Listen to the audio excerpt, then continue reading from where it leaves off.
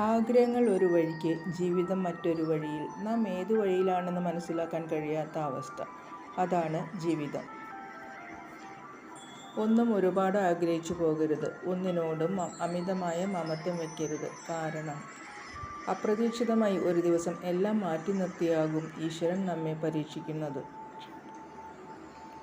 താക്കോലില്ലാത്ത പൂട്ടുകൾ ഒരിക്കലും നിർമ്മിക്കപ്പെടുന്നില്ല. ഏതൊരു ലോകം തുറക്കുന്നതിന് അതിൻ്റെ തന്നെ കീ കൂടിയേ തീരൂ എന്ന പോലെ പരിഹാരമില്ലാത്തതായ ഒന്നും തന്നെ ജീവിതത്തിൽ സംഭവിക്കുന്നില്ല. ക്ഷമയോടെ കാത്തിരിക്കണം എന്ന് മാത്രം. നമ്മുടെ ഏതൊരു കണക്കുകൂട്ടലും പ്രാവർത്തികമാകണമെങ്കിൽ ഭഗവാന്റെ കയ്യൊപ്പ് കൂടിയേ തീരൂ.